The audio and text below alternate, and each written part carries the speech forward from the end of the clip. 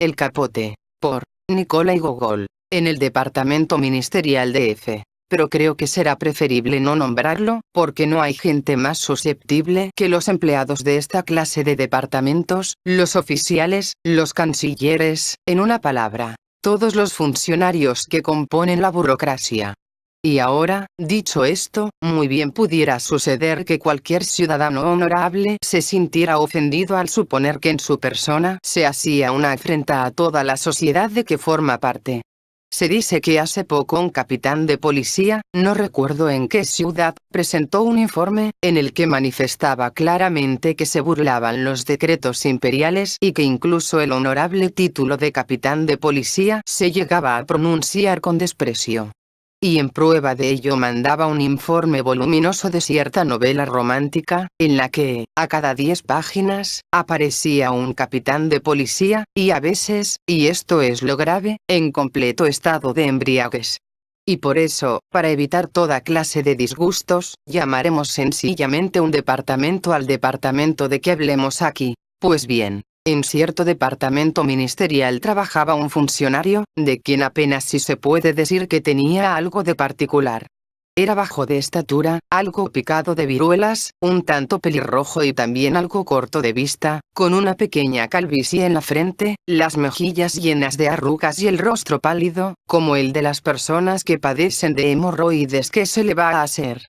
La culpa la tenía el clima petersburgués. En cuanto al grado, ya que entre nosotros es la primera cosa que sale a colación, nuestro hombre era lo que llaman un eterno consejero titular, de los que, como es sabido, se han mofado y chanceado diversos escritores que tienen la laudable costumbre de atacar a los que no pueden defenderse. El apellido del funcionario en cuestión era Batsmachkin, y ya por él mismo se ve claramente que deriva de la palabra zapato. Pero cómo, cuándo y de qué forma, nadie lo sabe. El padre, el abuelo y hasta el cuñado de nuestro funcionario y todos los Batsmachkin llevaron siempre botas, a las que mandaban poner suelas solo 3 veces al año. Nuestro hombre se llamaba Akaki Akakievich. Quizá al lector le parezca este nombre un tanto raro y rebuscado, pero puedo asegurarle que no lo buscaron adrede, sino que las circunstancias mismas hicieron imposible darle otro, pues el hecho ocurrió como sigue. Akaki Akakievich nació, si mal no se recuerda, en la noche del 22 al 23 de marzo. Su difunta madre, buena mujer y esposa también de otro funcionario, dispuso todo lo necesario, como era natural, para que el niño fuera bautizado. La madre guardaba aún cama, la cual estaba situada enfrente de la puerta, y a la derecha se hallaban el padrino, Iván Ivanovich Erochkin, hombre excelente, jefe de oficina en el Senado, y la madrina, Arina Semenovna Belobriuchkova, esposa de un oficial de la policía y mujer de virtudes extraordinarias. Dieron a elegir a la parturienta entre 3 nombres: Mokia, Sosia y el del mártir Josdasat. No, dijo para sí la enferma. Vaya unos nombres. No.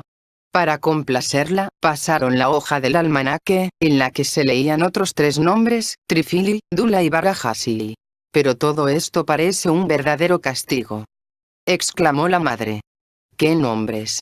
Jamás he oído cosa semejante. Si por lo menos fuese Baradat o Baruch, pero Trifili o Barajasi. Volvieron otra hoja del almanaque y se encontraron los nombres de Papsikaji y Bajtisi. Bueno, ya veo, dijo la anciana madre, que este ha de ser su destino. Pues bien, entonces, será mejor que se llame como su padre. Akaki se llama el padre, que el hijo se llame también Akaki, y así se formó el nombre de Akaki Akakievich. El niño fue bautizado.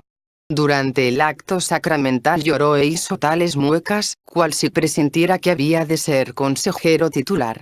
Y así fue como sucedieron las cosas. Hemos citado estos hechos con objeto de que el lector se convenza de que todo tenía que suceder así y que habría sido imposible darle otro nombre. ¿Cuándo y en qué época entró en el departamento ministerial y quién le colocó allí? Nadie podría decirlo. ¿Cuántos directores y jefes pasaron le habían visto siempre en el mismo sitio, en idéntica postura, con la misma categoría de copista? De modo que se podía creer que había nacido así en este mundo, completamente formado con uniforme y la serie de calvas sobre la frente. En el departamento nadie le demostraba el menor respeto. Los ordenanzas no solo no se movían de su sitio cuando él pasaba, sino que ni siquiera le miraban, como si se tratara solo de una mosca que pasara volando por la sala de espera. Sus superiores le trataban con cierta frialdad despótica. Los ayudantes del jefe de oficina le ponían los montones de papeles debajo de las narices, sin decirle siquiera: copie esto, o aquí tiene un asunto bonito e interesante, o algo por el estilo, como corresponde a empleados con buenos modales. Y él los cogía, mirando tan solo a los papeles, sin fijarse en quién los ponía delante de él, ni si tenía derecho a ello. Los tomaba y se ponía en el acto a copiarlos. Los empleados jóvenes se mofaban y chanceaban de él con todo el ingenio de que es capaz un cancillerista, si es que al referirse a ellos se puede hablar de ingenio, contando en su presencia toda clase de historias inventadas sobre él y su patrona, una anciana de 70 años. Decían que ésta le pegaba y preguntaban cuándo iba a casarse con ella y le tiraban sobre la cabeza papelitos, diciéndole que se trataba de copos de nieve. Pero a todo esto, Akaki Akakievich no replicaba nada, como si se encontrara allí solo. Ni siquiera ejercía influencia en su ocupación, y a pesar de que le daban la lata de esta manera, no cometía ni un solo error en su escritura. Solo cuando la broma resultaba demasiado insoportable, cuando le daban algún golpe en el brazo, impidiéndole seguir trabajando, pronunciaba estas palabras: «Dejadme. ¿Por qué me ofendéis?». Había algo extraño en estas palabras y en el tono de voz con que las pronunciaba. En ellas aparecía algo que inclinaba a la compasión.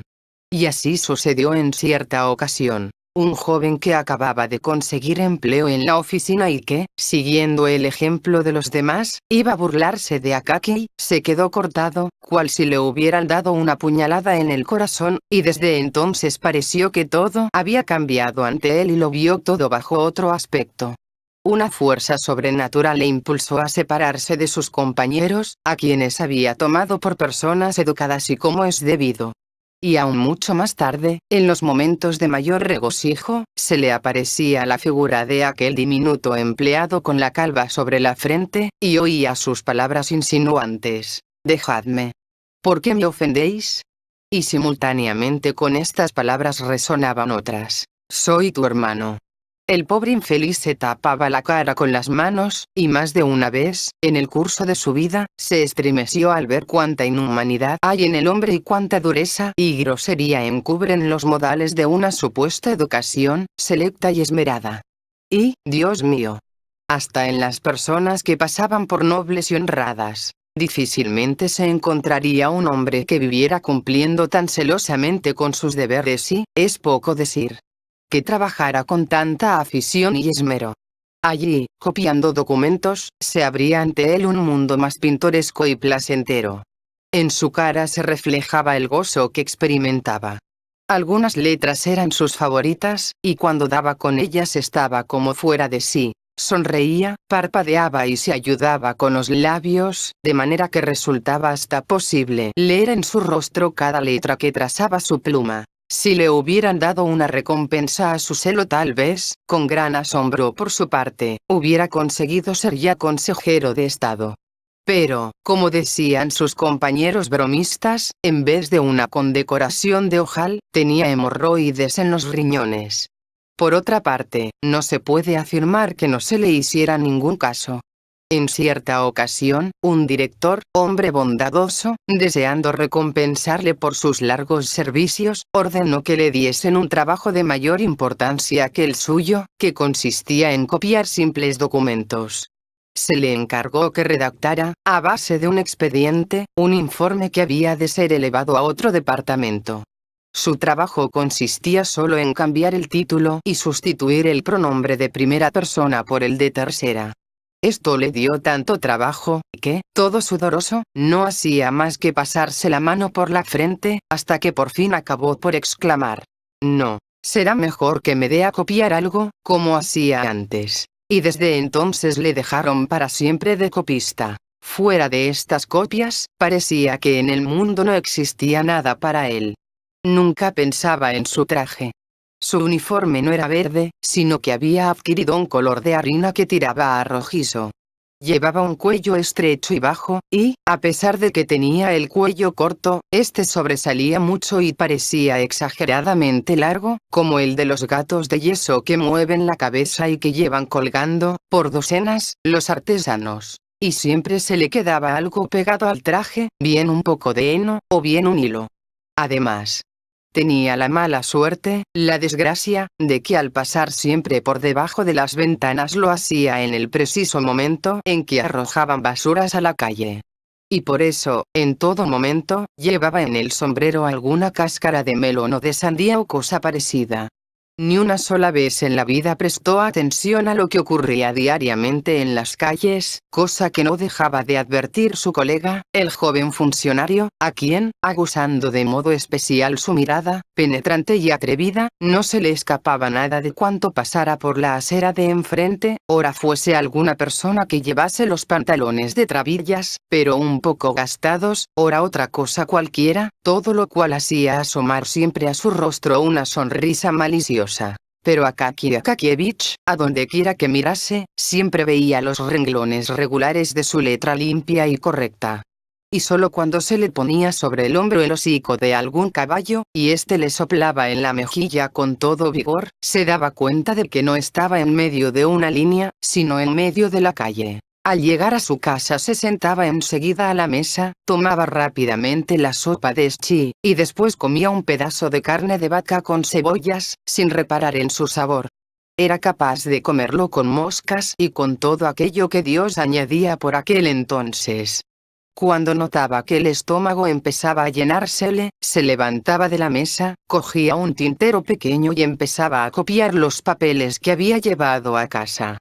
Cuando no tenía trabajo, hacía alguna copia para él, por mero placer, sobre todo si se trataba de algún documento especial, no por la belleza del estilo, sino porque fuese dirigido a alguna persona nueva de relativa importancia. Cuando el cielo gris de Petersburgo oscurece totalmente y toda la población de empleados se ha saciado cenando de acuerdo con sus sueldos y gustos particulares. Cuando todo el mundo descansa, procurando olvidarse del rasgar de las plumas en las oficinas, de los vaivenes, de las ocupaciones propias y ajenas y de todas las molestias que se toman voluntariamente los hombres inquietos y a menudo sin necesidad. Cuando los empleados gastan el resto del tiempo divirtiéndose unos, los más animados, asistiendo a algún teatro, otros saliendo a la calle, para observar ciertos sombreritos y las modas últimas, quienes acudiendo a alguna reunión en donde se prodiguen cumplidos a lindas muchachas o alguna en especial, que se considera como estrella en este limitado círculo de empleados, y quienes, los más numerosos, yendo simplemente a casa de un compañero, que vive en un cuarto o tercer piso compuesto de dos pequeñas habitaciones y un vestíbulo o cocina, con objetos modernos, que denotan casi siempre afectación, una lámpara o cualquier otra cosa adquirida a costa de muchos sacrificios, renunciamientos y privaciones a cenas o recreos. En una palabra, a la hora en que todos los empleados se dispersan por las pequeñas viviendas de sus amigos para jugar al whist y tomar algún que otro vaso de té con pan tostado de lo más barato y fumar una larga pipa, tragando grandes bocanadas de humo y, mientras se distribuían las cartas, contar historias escandalosas del gran mundo a lo que un ruso no puede renunciar nunca, sea cual sea su condición, y cuando no había nada que referir, repetir la vieja anécdota acerca del comandante, a quien vinieron a decir que habían cortado la cola del caballo de la estatua de Pedro el Grande, de Falconet. En suma, a la hora en que todos procuraban divertirse de alguna forma, Akaki Akakievich no se entregaba a diversión alguna. Nadie podía afirmar haberle visto siquiera una sola vez en alguna reunión. Después de haber copiado a gusto, se iba a dormir, sonriendo y pensando de antemano en el día siguiente. ¿Qué le iba a traer Dios para copiar mañana? Y así transcurría la vida de este hombre apacible, que, cobrando un sueldo de 400 rublos al año, sabía sentirse contento con su destino. Tal vez hubiera llegado a muy viejo, a no ser por las desgracias que sobrevienen en el curso de la vida, y esto no solo a los consejeros de Estado, sino también a los privados e incluso a aquellos que no dan consejos a nadie ni de nadie los aceptan. Existe en Petersburgo un enemigo terrible de todos aquellos que no reciben más de 400 rublos anuales de sueldo. Este enemigo no es otro que nuestras heladas nórdicas, aunque, por lo demás, se dice que son muy sanas. Pasadas las 8, la hora en que van a la oficina los diferentes empleados del Estado, el frío punzante e intenso ataca de tal forma a los narices sin elección de ninguna especie, que los pobres empleados no saben cómo resguardarse. A estas horas, cuando a los más altos dignatarios les duele la cabeza de frío y las lágrimas les saltan de los ojos, los pobres empleados, los consejeros titulares, se encuentran a veces indefensos. Su única salvación consiste en cruzar lo más rápidamente posible las 5 o 6 calles, envueltos en sus ligeros capotes, y luego detenerse en la conserjería, pateando enérgicamente, hasta que se deshielan todos los talentos y capacidades de oficinistas que se helaron en el camino. Desde hacía algún tiempo, Akaki Akakievich sentía un dolor fuerte y punzante en la espalda y en el hombro, a pesar de que procuraba medir lo más rápidamente posible la distancia habitual de su casa al departamento. Se le ocurrió al fin pensar si no tendría la culpa de ello su capote. Lo examinó minuciosamente en casa y comprobó que precisamente en la espalda y en los hombros la tela clareaba, pues el paño estaba tan gastado, que podía verse a través de él. Y el forro se deshacía de tanto uso. Conviene saber que el capote de Akaki Akakievich también era blanco de las burlas de los funcionarios. Hasta le habían quitado el nombre noble de capote y le llamaban bata. En efecto, este capote había ido tomando una forma muy curiosa. El cuello disminuía cada año más y más, porque servía para remendar el resto. Los remiendos no denotaban la mano hábil de un sastre, ni mucho menos, y ofrecían un aspecto tosco y antiestético.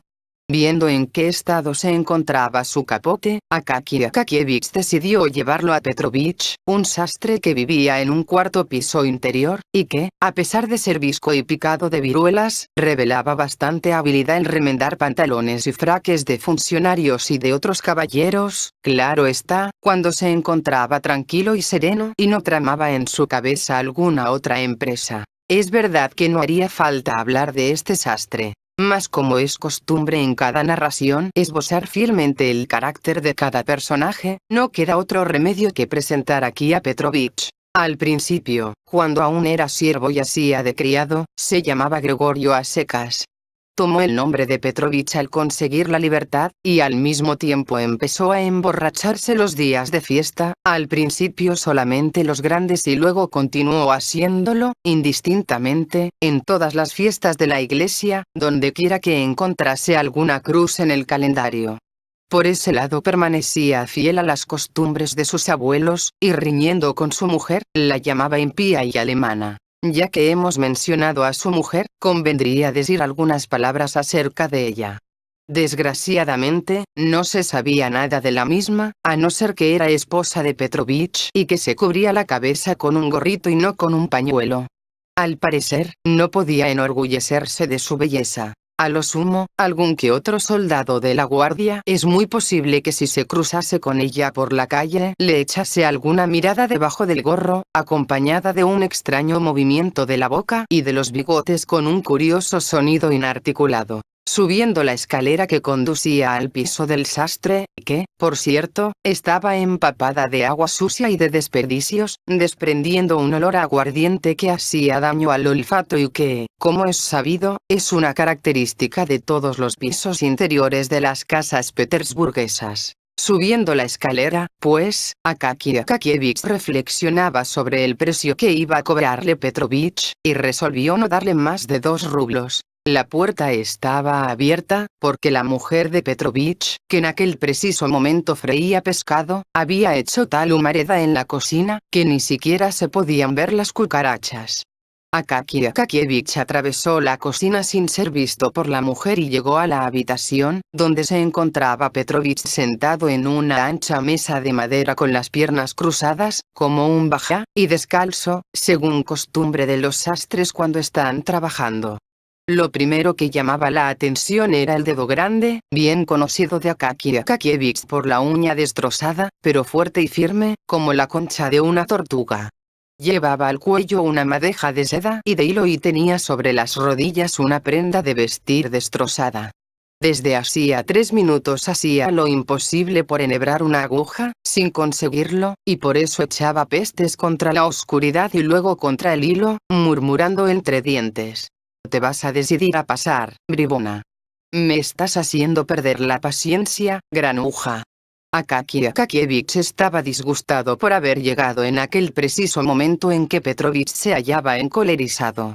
Prefería darle un encargo cuando el sastre estuviese algo menos batallador, más tranquilo, pues, como decía su esposa, ese demonio tuerto se apaciguaba con el aguardiente ingerido. En semejante estado, Petrovich solía mostrarse muy complaciente y rebajaba de buena gana, más aún, daba las gracias y hasta se inclinaba respetuosamente ante el cliente.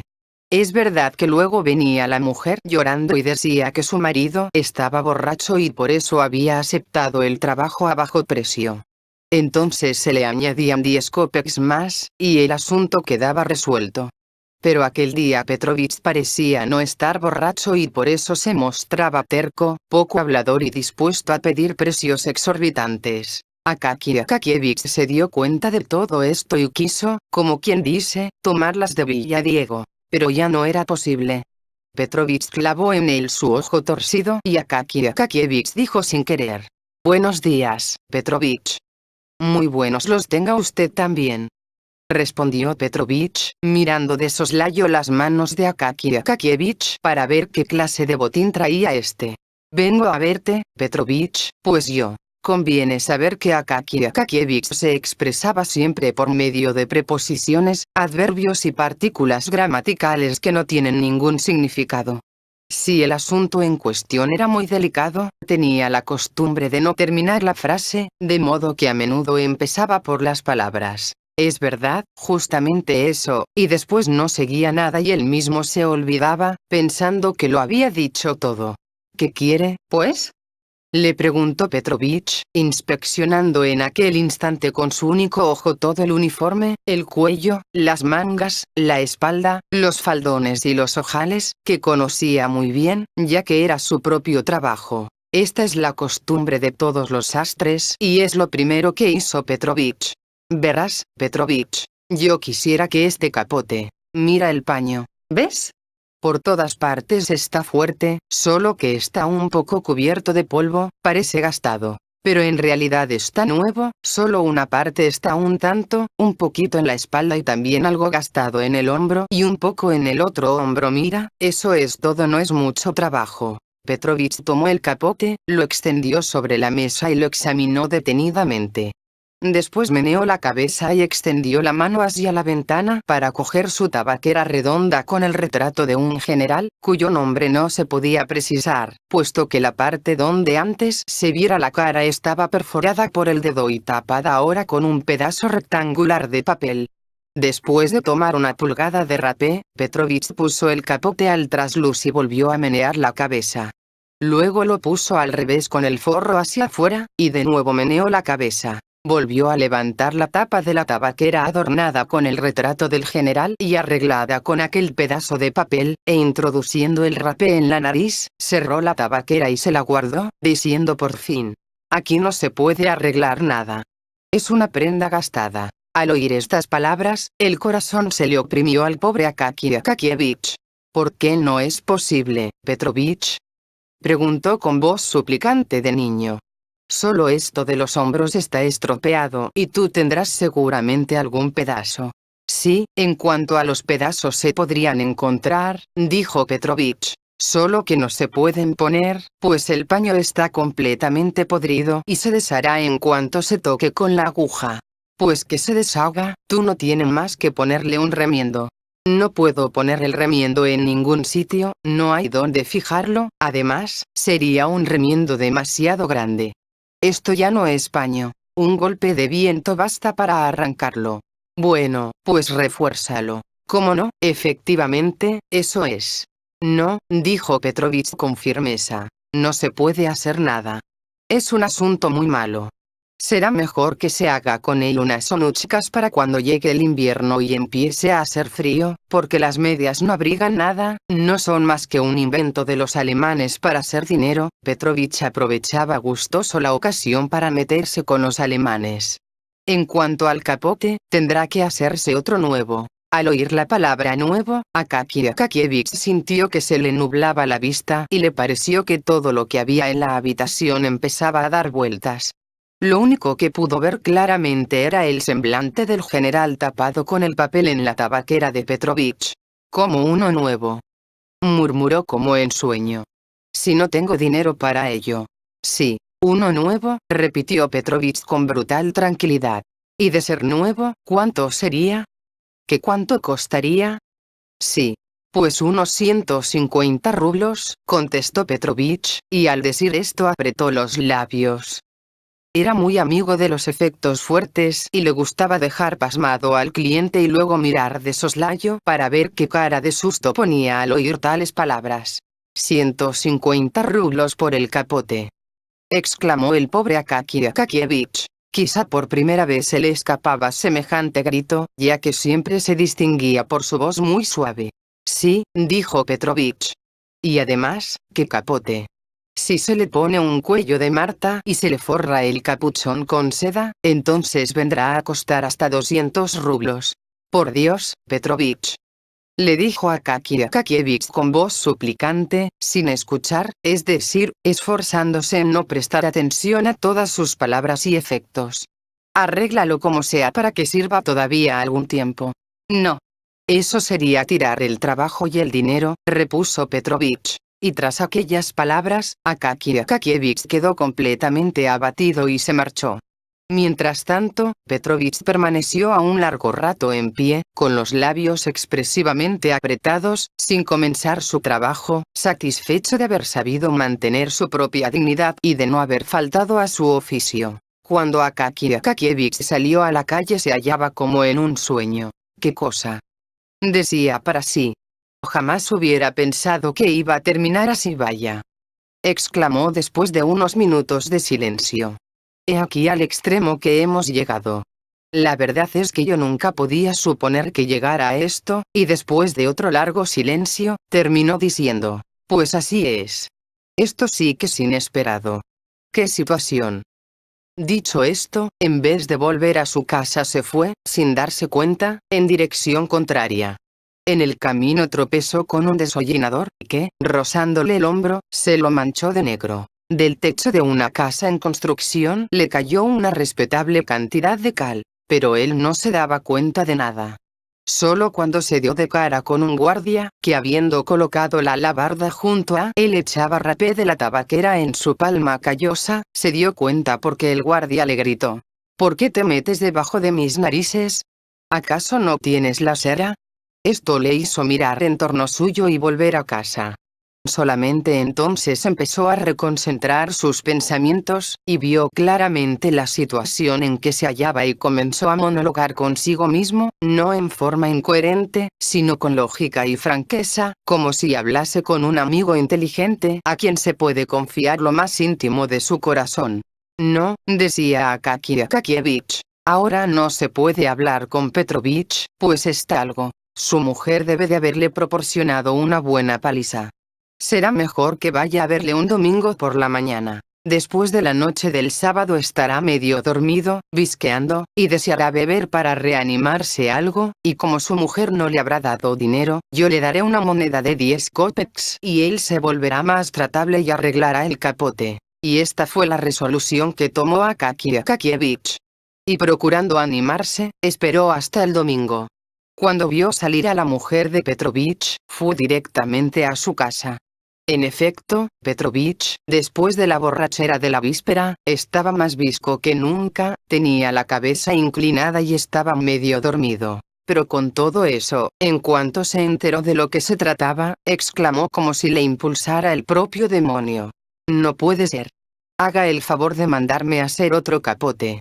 Y entonces fue cuando Akaki Akakievich le metió en la mano la moneda de 10 kopecks. «Gracias, señor. Ahora podré reanimarme un poco bebiendo a su salud», dijo Petrovich.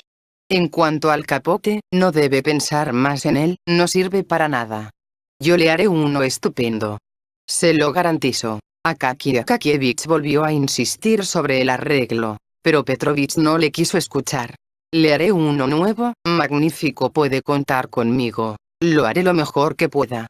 Incluso podrá abrochar el cuello con corchetes de plata, según la última moda. Solo entonces vio Akaki Akakievich que no podía pasarse sin un nuevo capote y perdió el ánimo por completo. Pero ¿cómo y con qué dinero iba a hacérselo? Claro, podía contar con un aguinaldo que le darían en las próximas fiestas. Pero este dinero lo había distribuido ya desde hace tiempo con un fin determinado. Era preciso encargar unos pantalones nuevos y pagar al zapatero una vieja deuda por las nuevas punteras en un par de botas viejas, y, además, necesitaba encargarse 3 camisas y 2 prendas de ropa de esas que se considera poco decoroso nombrarlas por su propio nombre. Todo el dinero estaba distribuido de antemano, y aunque el director se mostrara magnánimo y concediese un aguinaldo de 45 a 50 rublos, sería solo una pequeñez en comparación con el capital necesario para el capote, era una gota de agua en el océano. Aunque, claro, sabía que a Petrovich le daba a veces no sé qué locura y entonces pedía precios tan exorbitantes, que incluso su mujer no podía contenerse y exclamaba: «Te has vuelto loco, grandísimo tonto. Unas veces trabajas casi gratis y ahora tienes la desfachatez de pedir un precio que tú mismo no vales». Por otra parte, Akaki Akakievich sabía que Petrovich consentiría en hacerle el capote por 80 rublos. Pero, de todas maneras, ¿dónde hallar esos 80 rublos? La mitad quizá podría conseguirla, y tal vez un poco más. ¿Pero y la otra mitad? Pero antes el lector ha de enterarse de dónde provenía la primera mitad. Akaki Akakievich tenía la costumbre de echar un kopek siempre que gastaba un rublo, en un pequeño cajón, cerrándolo con llave, cajón que tenía una ranura ancha para hacer pasar el dinero. Al cabo de cada medio año hacía el recuento de esta pequeña cantidad de monedas de cobre y las cambiaba por otras de plata. Practicaba este sistema desde hacía mucho tiempo y de esta manera, al cabo de unos años, ahorró una suma superior a 40 rublos. Así, pues, tenía en su poder la mitad, pero ¿y la otra mitad? ¿Dónde conseguir los 40 rublos restantes? Akaki Akakievich pensaba, y finalmente llegó a la conclusión de que era preciso reducir los gastos ordinarios por lo menos durante un año, o sea dejar de tomar té todas las noches, no encender la vela por la noche, y si tenía que copiar algo, ir a la habitación de la patrona para trabajar a la luz de su vela. También sería preciso al andar por la calle pisar lo más suavemente posible las piedras y baldosas e incluso hasta ir casi de puntillas para no gastar demasiado rápidamente las suelas, dar a lavar la ropa a la lavandera también lo menos posible. Y para que no se gastara, quitársela al volver a casa y ponerse solo la bata, que estaba muy vieja, pero que, afortunadamente, no había sido demasiado maltratada por el tiempo. Hemos de confesar que al principio le costó bastante adaptarse a estas privaciones, pero después se acostumbró y todo fue muy bien. Incluso hasta llegó a dejar de cenar. Pero, en cambio, se alimentaba espiritualmente con la eterna idea de su futuro capote. Desde aquel momento diríase que su vida había cobrado mayor plenitud, como si se hubiera casado o como si otro ser estuviera siempre en su presencia, como si ya no fuera solo, sino que una querida compañera hubiera accedido gustosa a caminar con él por el sendero de la vida. Y esta compañera no era otra, sino el famoso capote, guateado con un forro fuerte e intacto. Se volvió más animado y de carácter más enérgico, como un hombre que se ha propuesto un fin determinado. La duda e irresolución desaparecieron en la expresión de su rostro, y en sus acciones también todos aquellos rasgos de vacilación e indecisión. Hasta a veces en sus ojos brillaba algo así como una llama, y los pensamientos más audaces y temerarios surgían en su mente. ¿Y si se encargase un cuello de Marta? Con estas reflexiones por poco se vuelve distraído. Una vez estuvo a punto de hacer una falta, de modo que exclamó «¡ay!» y se persignó. Por lo menos una vez al mes iba a casa de Petrovich para hablar del capote y consultarle sobre dónde sería mejor comprar el paño, y de qué color y de qué precio, y siempre volvía a casa algo preocupado, pero contento al pensar que al fin iba a llegar el día en que, después de comprado todo, el capote estaría listo. El asunto fue más deprisa de lo que había esperado y supuesto. Contra toda suposición, el director le dio un aguinaldo, no de 40 o 48 rublos, sino de 60 rublos. Quizá presintió que Akaki Akakievich necesitaba un capote, o quizá fue solamente por casualidad. El caso es que Akaki Akakievich se enriqueció de repente con 20 rublos más. Esta circunstancia aceleró el asunto. Después de otros 2 o 3 meses de pequeños ayunos consiguió reunir los 80 rublos. Su corazón, por lo general tan apacible, empezó a latir precipitadamente. Y ese mismo día fue a las tiendas en compañía de Petrovich. Compraron un paño muy bueno, y no es de extrañar. Desde hacía más de 6 meses pensaban en ello y no dejaban pasar un mes sin ir a las tiendas para cerciorarse de los precios.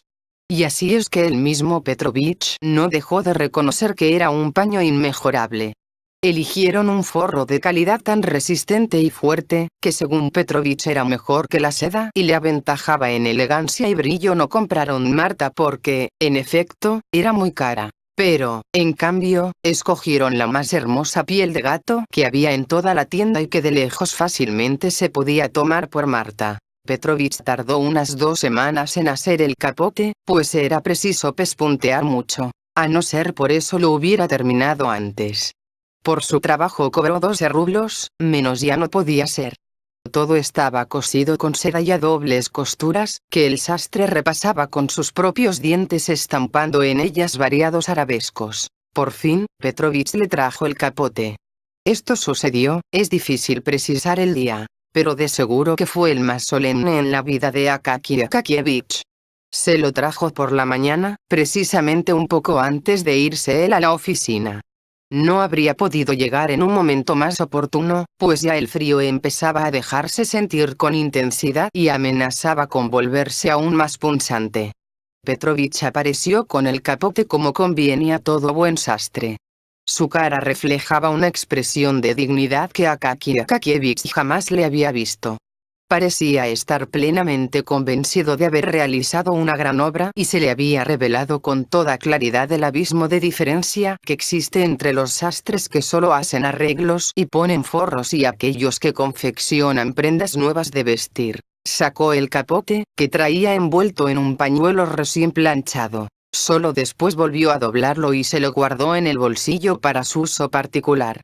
Una vez descubierto el capote, lo examinó con orgullo, y cogiéndolo con ambas manos lo echó con suma habilidad sobre los hombros de Akaki Akakievich. Luego, lo arregló, estirándolo un poco hacia abajo. Se lo ajustó perfectamente, pero sin abrocharlo. Akaki Akakievich, como hombre de edad madura, quiso también probar las mangas. Petrovich le ayudó a hacerlo, y he aquí que aún así el capote le sentaba estupendamente. En una palabra, estaba hecho a la perfección. Petrovich aprovechó la ocasión para decirle que si se lo había hecho a tan bajo precio era solo porque vivía en un piso pequeño, sin placa, en una calle lateral y porque conocía a Akaki Akakievich desde hacía tantos años. Un sastre de la perspectiva Nevsky solo por el trabajo le habría cobrado 75 rublos. Akaki Akakievich no tenía ganas de tratar de ello con Petrovich, temeroso de las sumas fabulosas de las que el sastre solía hacer alarde. Le pagó, le dio las gracias y salió con su nuevo capote camino de la oficina. Petrovich salió detrás de él y, parándose en plena calle, le siguió largo rato con la mirada, absorto en la contemplación del capote. Después, a propósito, pasó corriendo por una callejuela tortuosa y vino a dar a la misma calle para mirar otra vez el capote del otro lado, es decir, cara a cara. Mientras tanto, Akaki Akakievich seguía caminando con aire de fiesta. A cada momento sentía que llevaba un capote nuevo en los hombros y hasta llegó a sonreírse varias veces de íntima satisfacción. En efecto, tenía 2 ventajas. Primero, porque el capote abrigaba mucho, y segundo, porque era elegante. El camino se le hizo cortísimo, ni siquiera se fijó en él y de repente se encontró en la oficina. Dejó el capote en la conserjería y volvió a mirarlo por todos los lados, rogando al conserje que tuviera especial cuidado con él. No se sabe cómo, pero al momento, en la oficina, todos se enteraron de que Akaki Akakievich tenía un capote nuevo y que el famoso batín había dejado de existir. En el acto todos salieron a la conserjería para ver el nuevo capote de Akaki Akakievich. Empezaron a felicitarle cordialmente de tal modo, que no pudo por menos de sonreírse, pero luego acabó por sentirse algo avergonzado. Pero cuando todos se acercaron a él diciendo que tenía que celebrar el estreno del capote por medio de un remojón y que, por lo menos, debía darles una fiesta, el pobre Akaki Akakievich se turbó por completo y no supo qué responder ni cómo defenderse. Solo pasados unos minutos y poniéndose todo colorado intentó asegurarles, en su simplicidad, que no era un capote nuevo, sino uno viejo. Por fin, uno de los funcionarios, ayudante del jefe de oficina, queriendo demostrar sin duda alguna que no era orgulloso y sabía tratar con sus inferiores, dijo: «Está bien, señores. Yo daré la fiesta en lugar de Akaki Akakievich y les convido a tomar el té esta noche en mi casa. Precisamente hoy es mi cumpleaños». Los funcionarios, como hay que suponer, felicitaron al ayudante del jefe de oficina y aceptaron muy gustosos la invitación. Akaki Akakievich quiso disculparse, pero todos le interrumpieron diciendo que era una descortesía, que debería darle vergüenza y que no podía de ninguna manera rehusar la invitación. Aparte de eso, Akaki Akakievich después se alegró al pensar que de este modo tendría ocasión de lucir su nuevo capote también por la noche. Se puede decir que todo aquel día fue para él una fiesta grande y solemne. Volvió a casa en un estado de ánimo de lo más feliz, se quitó el capote y lo colgó cuidadosamente en una percha que había en la pared, deleitándose una vez más al contemplar el paño y el forro y, a propósito, fue a buscar el viejo capote, que estaba a punto de deshacerse, para compararlo. Lo miró y hasta se echó a reír. Y aún después, mientras comía, no pudo por menos de sonreírse al pensar en el estado en que se hallaba el capote. Comió alegremente y luego, contrariamente a lo acostumbrado, no copió ningún documento. Por el contrario, se tendió en la cama, cual verdadero sibarita, hasta el oscurecer.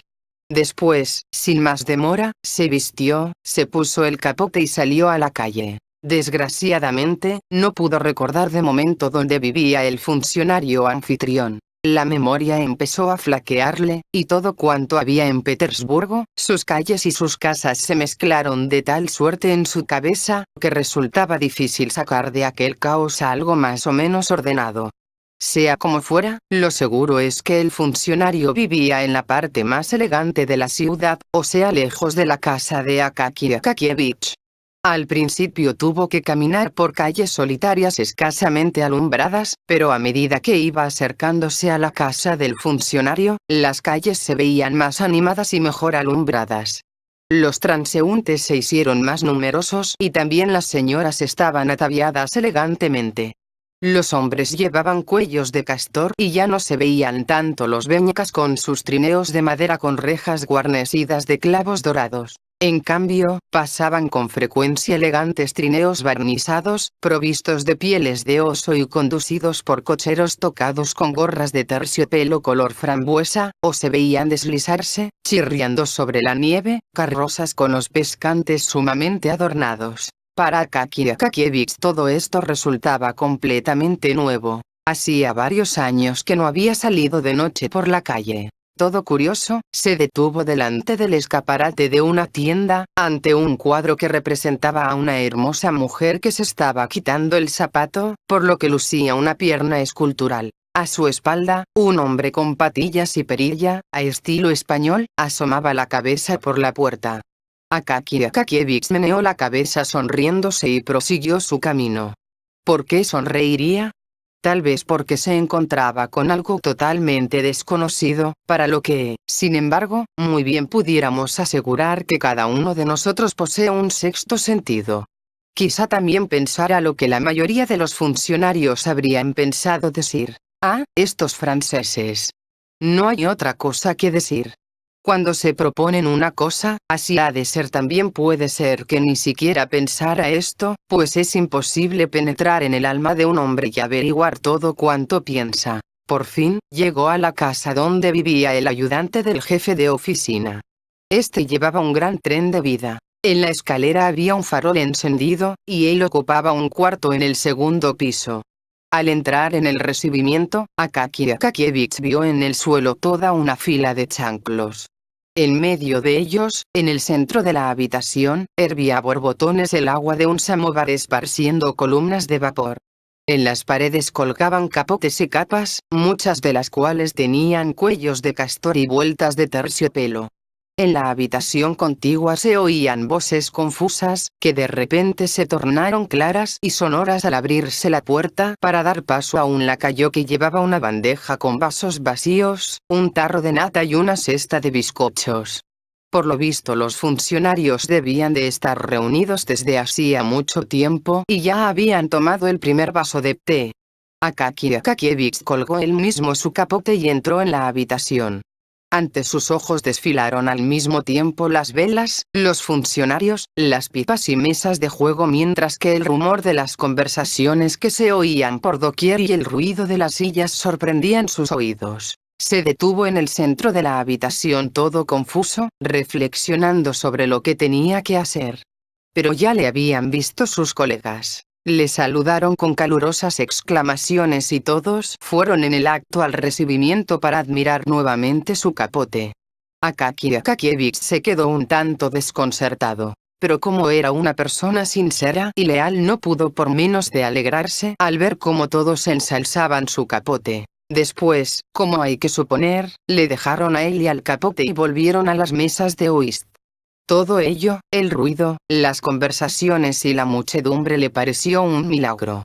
No sabía cómo comportarse ni qué hacer con sus manos, pies y toda su figura. Por fin, acabó sentándose junto a los que jugaban. Miraba tan pronto las cartas como los rostros de los presentes, pero al poco rato empezó a bostezar y a aburrirse, tanto más cuanto que había pasado la hora en la que acostumbraba a acostarse. Intentó despedirse del dueño de la casa, pero no le dejaron marcharse, alegando que tenía que beber una copa de champaña para celebrar el estreno del capote. Una hora después servían la cena: ensaladilla, ternera asada fría, empanadas, pasteles y champaña. A Akaki Akakievich le hicieron tomar 2 copas, con lo cual todo cuanto había en la habitación se le apareció bajo un aspecto mucho más risueño.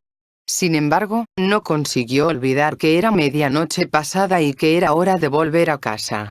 Al fin, y para que al dueño de la casa no se le ocurriera retenerle otro rato, salió de la habitación sin ser visto y buscó su capote en el recibimiento, encontrándolo, con gran dolor, tirado en el suelo.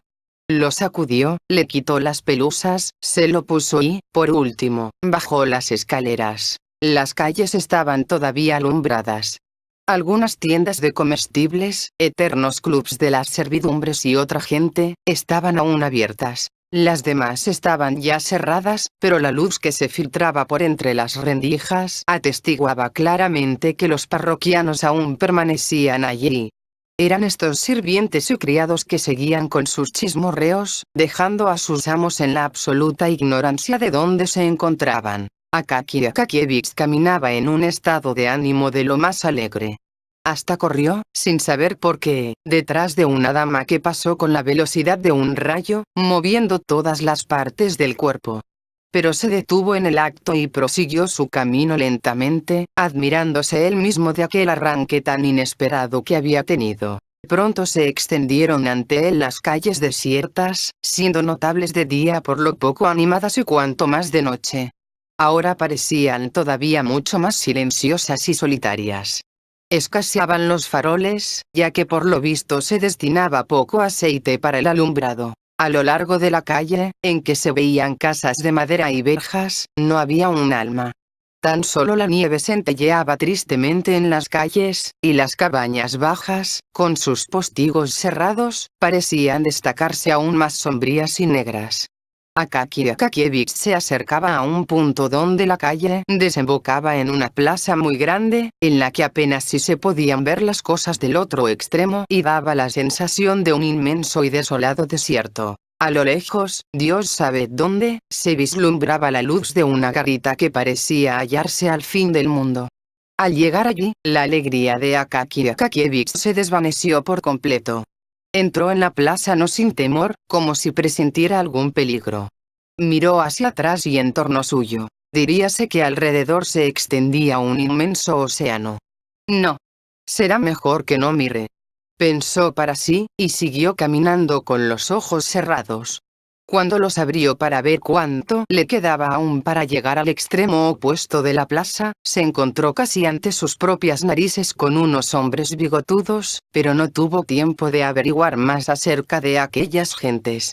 Se le nublaron los ojos y el corazón empezó a latirle precipitadamente. «Pero si este capote es mío», dijo uno de ellos con voz de trueno, cogiéndole por el cuello. Akaki Akakievich quiso gritar pidiendo auxilio, pero el otro le tapó la boca con el pañuelo, que era del tamaño de la cabeza de un empleado, diciéndole: «¡Ay de ti si gritas!». Akaki Akakievich solo se dio cuenta de cómo le quitaban el capote y le daban un golpe con la rodilla que le hizo caer de espaldas en la nieve, en donde quedó tendido sin sentido. Al poco rato volvió en sí y se levantó, pero ya no había nadie. Sintió que hacía mucho frío y que le faltaba el capote. Empezó a gritar, pero su voz no parecía llegar hasta el extremo de la plaza. Desesperado, sin dejar de gritar, echó a correr a través de la plaza directamente a la garita, junto a la cual había un guarda, que, apoyado en la alabarda, miraba con curiosidad, tratando de averiguar qué clase de hombre se le acercaba dando gritos. Al llegar cerca de él, Akaki Akakievich le gritó todo jadeante que no hacía más que dormir y que no vigilaba, ni se daba cuenta de cómo robaban a la gente. El guarda le contestó que él no había visto nada, solo había observado cómo dos individuos le habían parado en medio de la plaza, pero creyó que eran amigos suyos. Añadió que haría mejor, en vez de enfurecerse en vano, en ir a ver a la mañana siguiente al inspector de policía, y que éste averiguaría sin duda alguna quién le había robado el capote. Akaki Akakievich volvió a casa en un estado terrible. Los cabellos que aún le quedaban en pequeña cantidad sobre las sienes y la nuca estaban completamente desordenados. Tenía uno de los costados, el pecho y los pantalones, cubiertos de nieve. Su vieja patrona, al oír cómo alguien golpeaba fuertemente en la puerta, saltó fuera de la cama, calzándose solo una zapatilla, y fue corriendo a abrir la puerta, cubriéndose pudorosamente con una mano el pecho, sobre el cual no llevaba más que una camisa. Pero al ver a Akaki Akakievich retrocedió de espanto. Cuando él le contó lo que le había sucedido, ella alzó los brazos al cielo y dijo que debía dirigirse directamente al comisario del distrito y no al inspector, porque éste no hacía más que prometerle muchas cosas y dar largas al asunto. Lo mejor era ir al momento al comisario del distrito, a quien ella conocía, porque Ana, la finlandesa que tuvo antes de cocinera, servía ahora de niñera en su casa, y que ella misma le veía a menudo, cuando pasaba delante de la casa. Además, todos los domingos, en la iglesia pudo observar que rezaba y al mismo tiempo miraba alegremente a todos, y todo en él denotaba que era un hombre de bien. Después de oír semejante consejo se fue, todo triste, a su habitación. Cómo pasó la noche, solo se lo imaginarían quienes tengan la capacidad suficiente de ponerse en la situación de otro. A la mañana siguiente, muy temprano, fue a ver al comisario del distrito, pero le dijeron que aún dormía. Volvió a las 10 y aún seguía durmiendo. Fue a las 11, pero el comisario había salido. Se presentó a la hora de la comida, pero los escribientes que estaban en la antesala no quisieron dejarle pasar e insistieron en saber qué deseaba, por qué venía y qué había sucedido.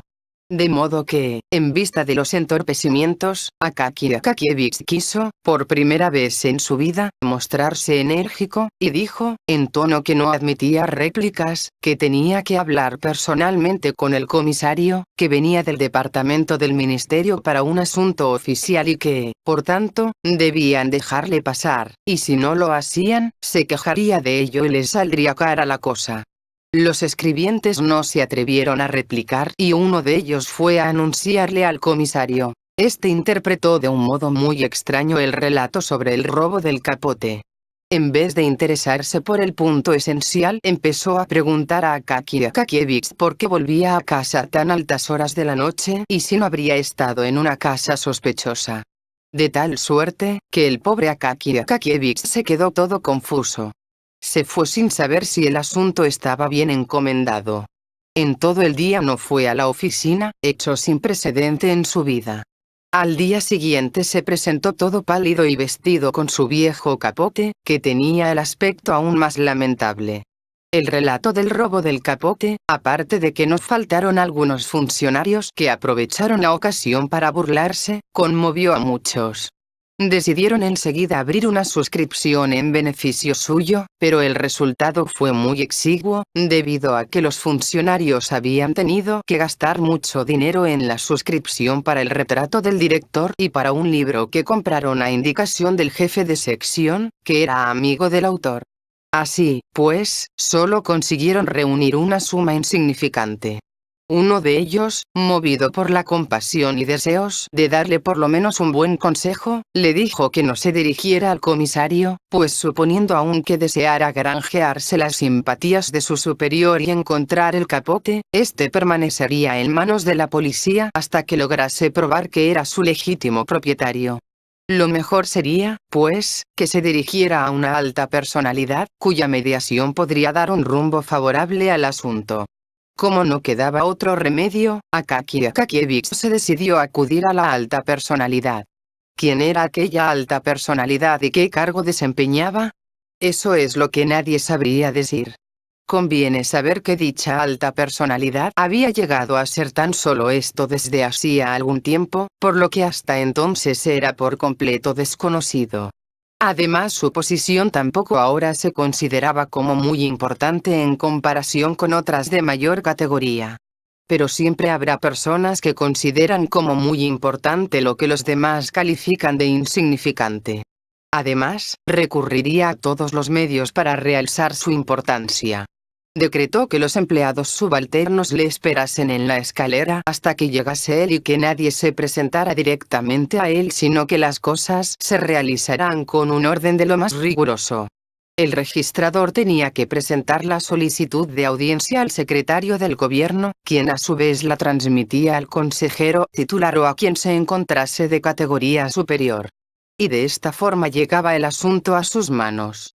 Así, en nuestra Santa Rusia, todo está contagiado de la manía de imitar y cada cual se afana en imitar a su superior.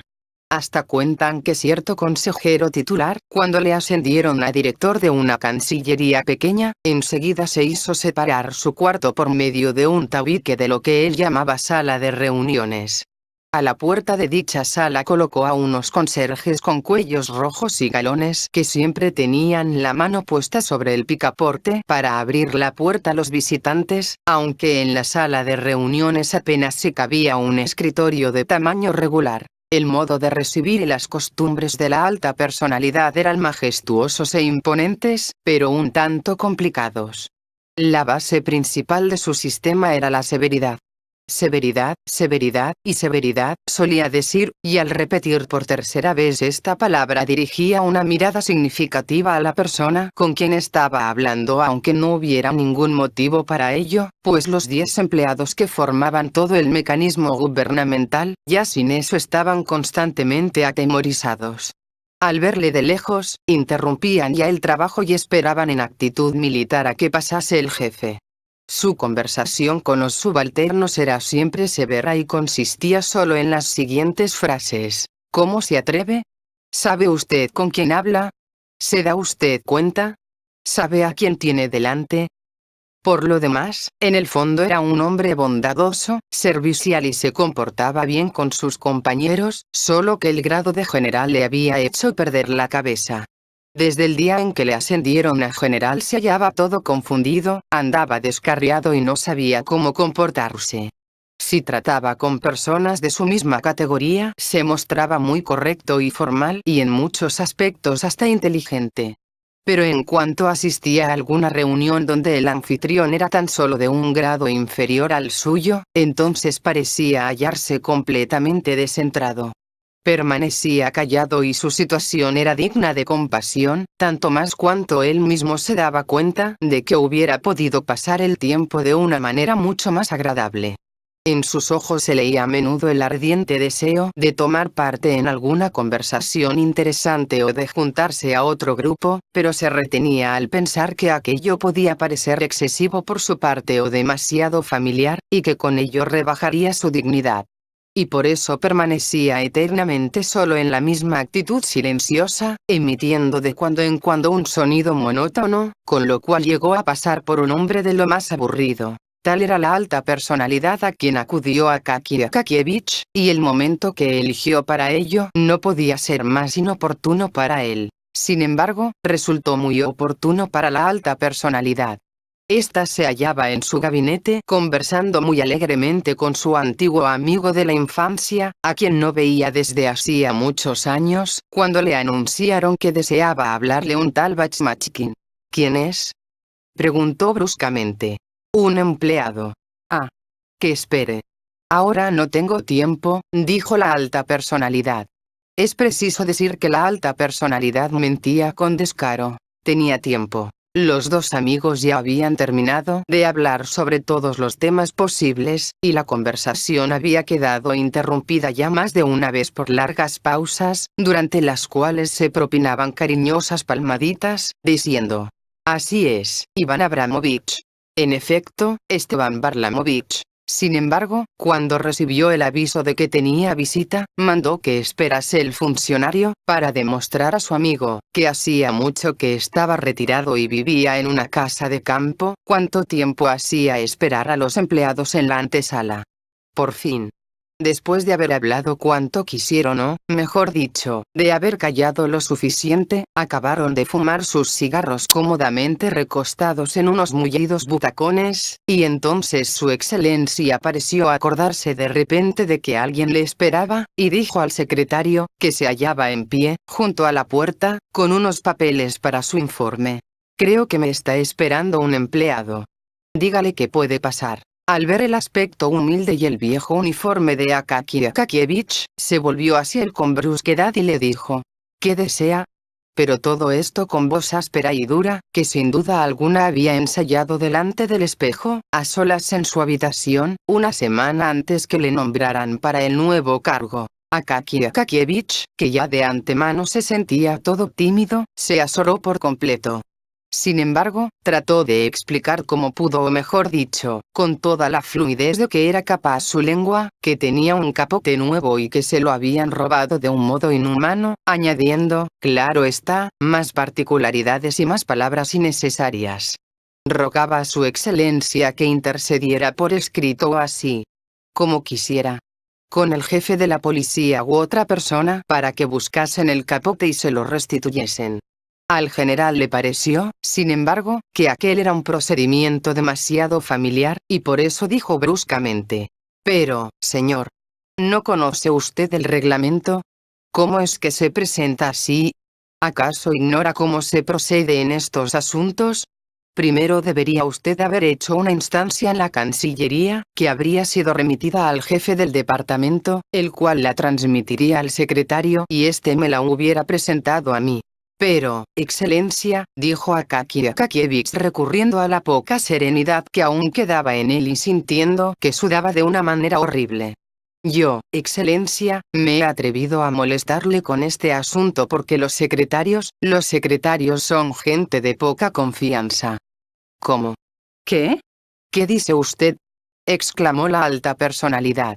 ¿Cómo se atreve a decir semejante cosa? ¿De dónde ha sacado usted esas ideas? ¿Qué audacia tienen los jóvenes con sus superiores y con las autoridades? Era evidente que la alta personalidad no había reparado en que Akaki Akakievich había pasado de los 50 años, de suerte que la palabra joven solo podía aplicársele relativamente, es decir, en comparación con un septuagenario. ¿Sabe usted con quién habla? ¿Se da cuenta de quién tiene delante?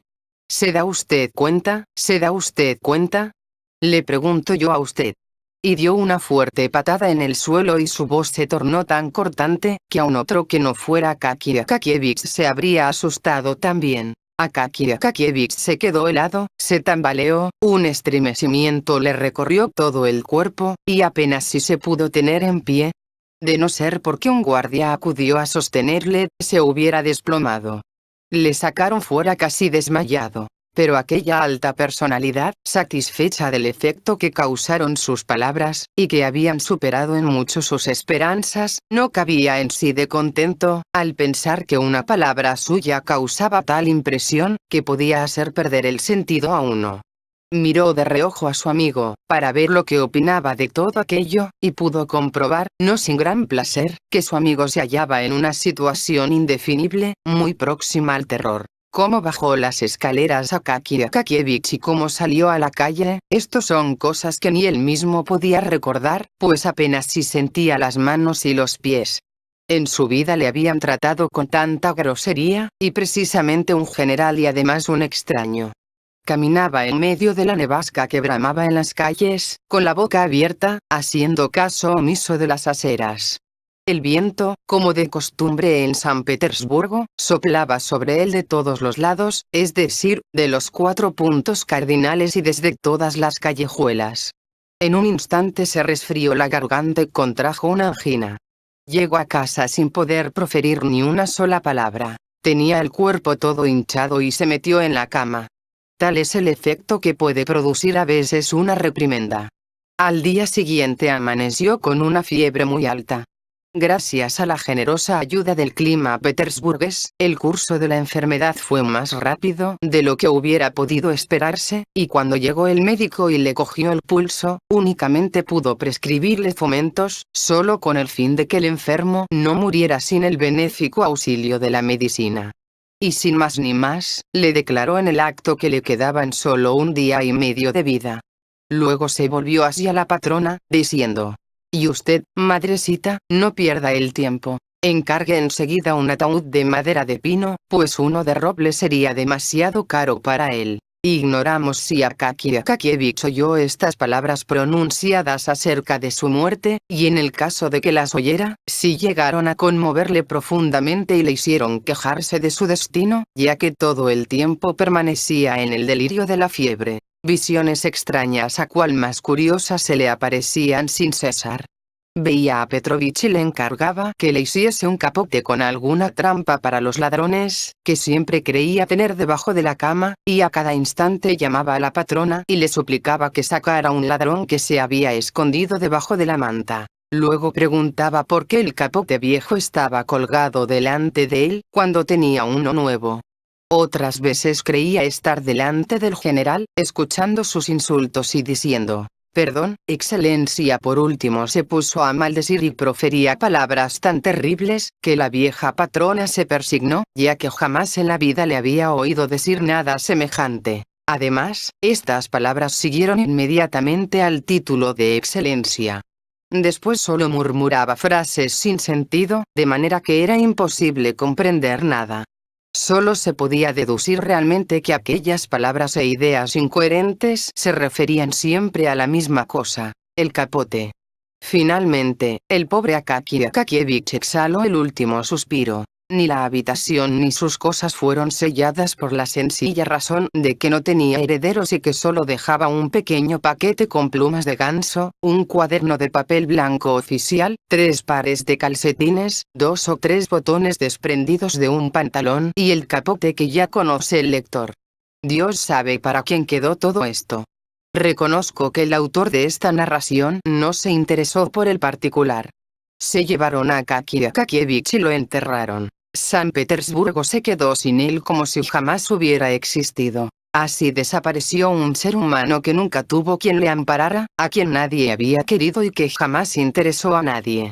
Ni siquiera llamó la atención del naturalista, quien no desprecia de poner en el alfiler una mosca común y examinarla en el microscopio. Fue un ser que sufrió con paciencia las burlas de sus colegas de oficina y que bajó a la tumba sin haber realizado ningún acto extraordinario. Sin embargo, divisó, aunque solo fuera al fin de su vida, el espíritu de la luz en forma de capote, el cual reanimó por un momento su miserable existencia, y sobre quien cayó la desgracia, como también cae a veces sobre los privilegiados de la tierra. Pocos días después de su muerte, mandaron a una ordenanza de la oficina con orden de que Akaki Akakievich se presentase inmediatamente, porque el jefe lo exigía. Pero el ordenanza tuvo que volver sin haber conseguido su propósito y declaró que Akaki Akakievich ya no podía presentarse. Le preguntaron: ¿y por qué? Pues, ¿por qué no? Ha muerto. Hace 4 días que lo enterraron. Y de este modo se enteraron en la oficina de la muerte de Akaki Akakievich. Al día siguiente su sitio se hallaba ya ocupado por un nuevo empleado. Era mucho más alto y no trazaba las letras tan derechas al copiar los documentos, sino mucho más torcidas y contrahechas. Pero ¿quién iba a imaginarse que con ello termina la historia de Akaki Akakievich, ya que estaba destinado a vivir ruidosamente aún muchos días después de muerto como recompensa a su vida que pasó inadvertido? Y, sin embargo, así sucedió, y nuestro sencillo relato va a tener de repente un final fantástico e inesperado. En San Petersburgo se esparció el rumor de que en el puente de Kalenik, y a poca distancia de él, se aparecía de noche un fantasma con figura de empleado que buscaba un capote robado y que con tal pretexto arrancaba a todos los hombres, sin distinción de rango ni profesión, sus capotes, forrados con pieles de gato, de castor, de zorro, de oso, o simplemente guateados. En una palabra, todas las pieles auténticas o de imitación que el hombre ha inventado para protegerse. Uno de los empleados del ministerio vio con sus propios ojos al fantasma y reconoció en él a Akaki Akakievich. Se llevó un susto tal, que huyó a todo correr, y por eso no pudo observar bien al espectro. Solo vio que aquel le amenazaba desde lejos con el dedo. En todas partes había quejas de que las espaldas y los hombros de los consejeros, y no solo de consejeros titulares, sino también de los áulicos, quedaban expuestos a fuertes resfriados al ser despojados de sus capotes. Se comprende que la policía tomara sus medidas para capturar de la forma que fuese al fantasma, vivo o muerto, y castigarlo duramente, para escarmiento de otros, y por poco lo logró. Precisamente una noche un guarda en una sección de la calleja Kiriuchkin casi tuvo la suerte de coger al fantasma en el lugar del hecho, al ir aquel a quitar el capote de paño corriente a un músico retirado que en otros tiempos había tocado la flauta. El guarda, que lo tenía cogido por el cuello, gritó para que vinieran a ayudarle 2 compañeros, y les entregó al detenido, mientras él introducía solo por un momento la mano en la bota en busca de su tabaquera para reanimar un poco su nariz, que se le había quedado helada ya 6 veces. Pero el rapé debía de ser de tal calidad que ni siquiera un muerto podía aguantarlo. Apenas el guarda hubo aspirado un puñado de tabaco por la fosa nasal izquierda, tapándose la derecha, cuando el fantasma estornudó con tal violencia, que empezó a salpicar por todos lados. Mientras se frotaba los ojos con los puños, desapareció el difunto sin dejar rastros, de modo que ellos no supieron si lo habían tenido realmente en sus manos. Desde entonces los guardas cogieron un miedo tal a los fantasmas, que ni siquiera se atrevían a detener a una persona viva, y se limitaban solo a gritarle desde lejos: «Oye, tú. Vete por tu camino». El espectro del empleado empezó a esparcirse también más allá del puente de Kalenik, sembrando un miedo horrible entre la gente tímida. Pero hemos abandonado por completo a la alta personalidad, quien, a decir verdad, fue el culpable del giro fantástico que tomó nuestra historia, por lo demás muy verídica. Pero hagamos justicia a la verdad y confesemos que la alta personalidad sintió algo así como lástima, poco después de haber salido el pobre Akaki Akakievich completamente deshecho. La compasión no era para él realmente ajena. Su corazón era capaz de nobles sentimientos, aunque a menudo su alta posición le impidiera expresarlos. Apenas marchó de su gabinete el amigo que había venido de fuera, se quedó pensando en el pobre Akaki Akakievich. Desde entonces se le presentaba todos los días, pálido e incapaz de resistir la reprimenda de que él le había hecho objeto. El pensar en él le inquietó tanto, que pasada una semana se decidió incluso a enviar un empleado a su casa para preguntar por su salud y averiguar si se podía hacer algo por él. Al enterarse de que Akaki Akakievich había muerto de fiebre repentina, se quedó aterrado, escuchó los reproches de su conciencia y todo el día estuvo de mal humor. Para distraerse un poco y olvidar la impresión desagradable, fue por la noche a casa de un amigo, donde encontró bastante gente y, lo que es mejor, personas de su mismo rango, de modo que en nada podía sentirse atado. Esto ejerció una influencia admirable en su estado de ánimo. Se tornó vivaz, amable, tomó parte en las conversaciones de un modo agradable. En un palabra, pasó muy bien la velada. Durante la cena tomó unas 2 copas de champaña, que, como se sabe, es un medio excelente para comunicar alegría.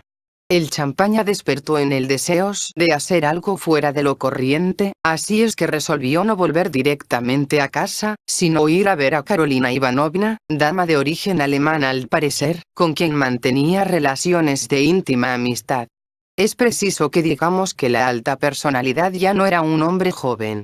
Era marido sin tacha y buen padre de familia, y sus 2 hijos, uno de los cuales trabajaba ya en una cancillería, y una linda hija de 16 años, con la nariz un poco encorvada sin dejar de ser bonita, venían todas las mañanas a besarle la mano, diciendo: Bonjour, papá. Su esposa, que era joven aún y no sin encantos, le alargaba la mano para que él se la besara, y luego, volviéndola hacia afuera tomaba la de él y se la besaba a su vez. Pero la alta personalidad, aunque estaba plenamente satisfecho con las ternuras y el cariño de su familia, juzgaba conveniente tener una amiga en otra parte de la ciudad y mantener relaciones amistosas con ella. Esta amiga no era más joven ni más hermosa que su esposa. Pero tales problemas existen en el mundo y no es asunto nuestro juzgarlos. Así, pues, la alta personalidad bajó las escaleras, subió al trineo y ordenó al cochero: a casa de Carolina Ivanovna.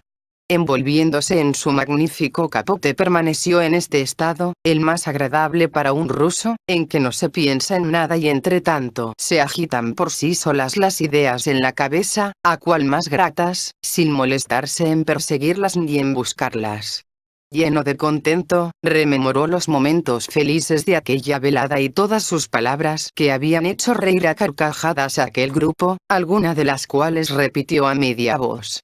Le parecieron tan chistosas como antes, y por eso no es de extrañar que se riera con todas sus ganas. De cuando en cuando le molestaba en sus pensamientos un viento fortísimo que se levantó de pronto Dios sabe dónde, y le daba en pleno rostro, arrojándole además montones de nieve. Y como si ello fuera poco, desplegaba el cuello del capote como una vela, o de repente se lo lanzaba con fuerza sobre un mana en la cabeza, ocasionándole toda clase de molestias, lo que le obligaba a realizar continuos esfuerzos para librarse de él. De repente sintió como si alguien le agarrara fuertemente por el cuello. Volvió la cabeza y vio a un hombre de pequeña estatura, con un uniforme viejo muy gastado, y no sin espanto reconoció en él a Akaki Akakievich. Un rostro del funcionario estaba pálido como la nieve, y su mirada era totalmente la de un difunto. Pero el terror de la alta personalidad llegó a su paroxismo cuando vio que la boca del muerto se contraía convulsivamente exhalando un olor de tumba y le dirigía las siguientes palabras: Ah, por fin te tengo. Por fin te he cogido por el cuello. Quiero tu capote. No quisiste preocuparte por el mío y hasta me insultaste. Pues bien, dame ahora el tuyo. La pobre alta personalidad por poco se muere. Aunque era firme de carácter en la cancillería y en general para con los subalternos, y a pesar de que al ver su aspecto viril y su gallarda figura, no se podía por menos de exclamar: vaya un carácter. Nuestro hombre, lo mismo que mucha gente de figura gigantesca, se asustó tanto, que no sin razón temió que le diese un ataque. Él mismo se quitó rápidamente el capote y gritó al cochero, con una voz que parecía la de un extraño: a casa, a toda prisa. El cochero, al oír esta voz que se dirigía a él generalmente en momentos decisivos, y que solía ser acompañado de algo más efectivo, encogió la cabeza entre los hombros para mayor seguridad, agitó el látigo y lanzó los caballos a toda velocidad. A los 6 minutos escasos la alta personalidad ya estaba delante del portal de su casa. Pálido, asustado y sin capote había vuelto a su casa, en vez de haber ido a la de Carolina Ivanovna. A duras penas consiguió llegar hasta su habitación y pasó una noche tan intranquila, que a la mañana siguiente, a la hora del té, le dijo su hija: «¿Qué pálido estás, papá?». Pero papá guardaba silencio y a nadie dijo una palabra de lo que le había sucedido, ni en dónde había estado, ni a dónde se había dirigido en coche. Sin embargo, este episodio le impresionó fuertemente, y ya rara vez decía a los subalternos: ¿se da usted cuenta de quién tiene delante? Y si así sucedía, nunca era sin haber oído antes de lo que se trataba. Pero lo más curioso es que a partir de aquel día ya no se apareció el fantasma del difunto empleado. Por lo visto, el capote del general le había venido justo a la medida. De todas formas, no se oyó hablar más de capotes arrancados de los hombros de los transeúntes. Sin embargo, hubo unas personas exaltadas e inquietas que no quisieron tranquilizarse y contaban que el espectro del difunto empleado seguía apareciéndose en los barrios apartados de la ciudad. Y, en efecto, un guardia del barrio de Kolomna vio con sus propios ojos asomarse el fantasma por detrás de su casa. Pero como era algo débil desde su nacimiento, en cierta ocasión un cerdo ordinario, ya completamente desarrollado, que se había escapado de una casa particular, le derribó, provocando así las risas de los cocheros que le rodeaban y a quienes pidió después, como compensación por la burla de que fue objeto, unos centavos para tabaco, como decimos, pues, era muy débil y no se atrevió a detenerlo. Se contentó con seguirlo en la oscuridad hasta que aquel volvió de repente la cabeza y le preguntó: «¿Qué deseas?». Y le enseñó un puño de esos que no se dan entre las personas vivas. «Nada», replicó el guardia, y no tardó en dar media vuelta. El fantasma era, no obstante, mucho más alto y tenía bigotes inmensos. A grandes pasos se dirigió al puente Obuco, desapareciendo en las tinieblas de la noche.